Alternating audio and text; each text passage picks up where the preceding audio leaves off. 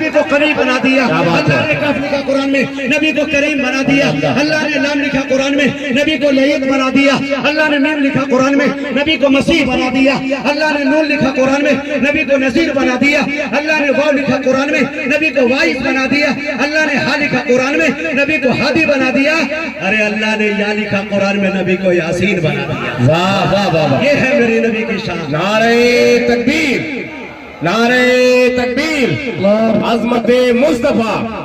ماشاءاللہ ماشاءاللہ۔ پورا مجمع استقبال کرے اللہ کے رسول کے اس جملے پر، ان کی شان میں ایک شعر پڑھنے جا رہا ہوں، استقبال کرے تاکہ آپ کی غنودگی بھی دور ہو اور جناب دل خیر آبادی کو آپ کے حوالے کرو۔ موڈ بنائیے نا، یہ بھی موڈ بنا لے۔ ایک بڑی چیز کا حکم کر دیا، پتہ نہیں یاد آتا ہے کہ نہیں، لیکن میں کوشش کر رہا ہوں۔ جناب مولانا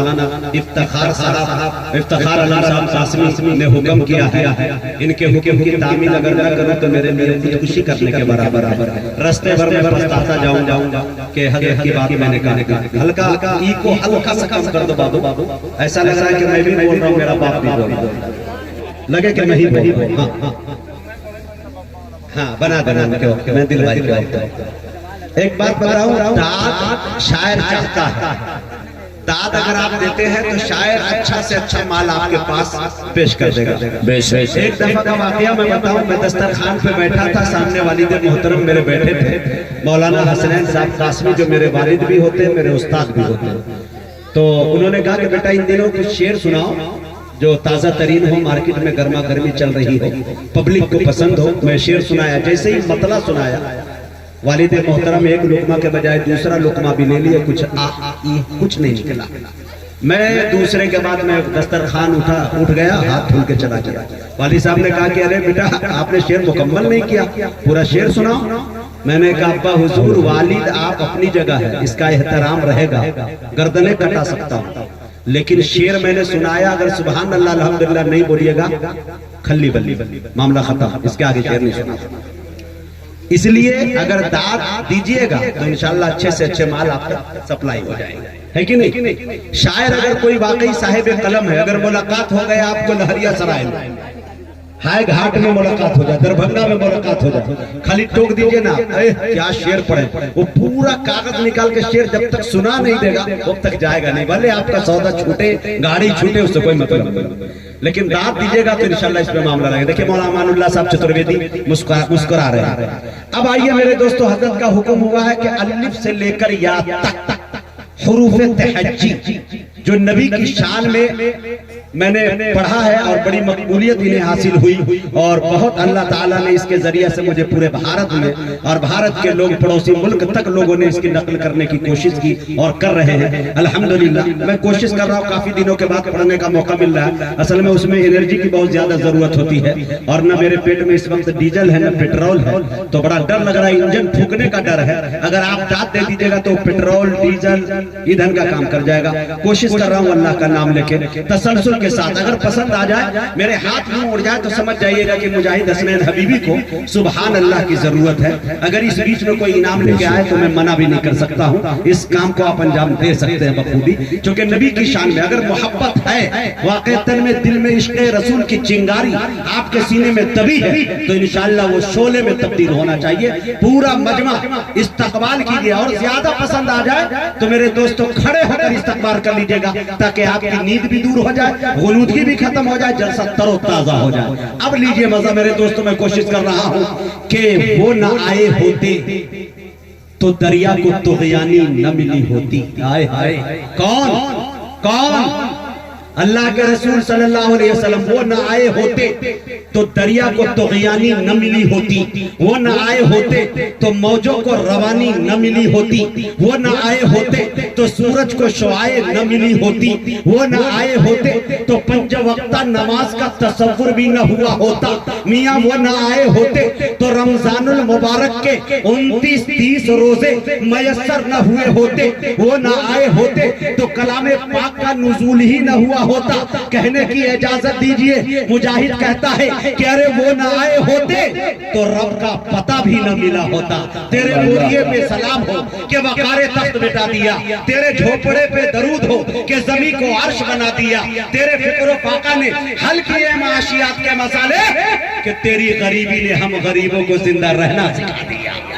میرے دوستوں بتاتا چلو اللہ کے رسول صلی اللہ علیہ وسلم کو جب روئے زمین پہ بھیجا جاتا ہے تو اللہ تبارک و تعالی اپنے حبیب کو پیدا کرنے سے پہلے سر سے لے کر پیر تک خوبیاں ہی خوبیاں ڈالتا ہے الف سے لے کر یا تک کی خصوصیات ڈالتا ہے میں آپ کو بتا دوں کہ حضرت آمنہ فرماتی ہے کہ جب سے یہ بچہ میرے بطن میں آیا ہے میرے شکم میں آیا ہے عجیب سی کیفیت محسوس کرتی ہوں حضرت آمنہ فرماتی ہے کہ جب سے یہ بچہ میرے بطن میں آیا ہے میرے شکم میں آیا ہے میں رات کی تاریکی میں سوتی ہوں یہ چاند یہ ستارے جھک کر سلام پیش کرتے ہوئے نظر آتے ہیں حضرت آمنہ فرماتی ہے کہ جب سے یہ بچہ میرے شکم میں آیا ہے میں کنویں پہ پانی لانے جاتی ہوں کنویں کا پانی اچھل کر استقبال کرتا ہوا نظر آتا ہے حضرت آمنہ فرماتی ہے کہ جب سے یہ بچہ میرے بطن میں آیا ہے میرے در و دیوار مہکتے ہیں گھر مہکتے ہیں گفتار مہکتے ہیں عبد المطلب فرماتے ہیں بیٹی بتا تو صحیح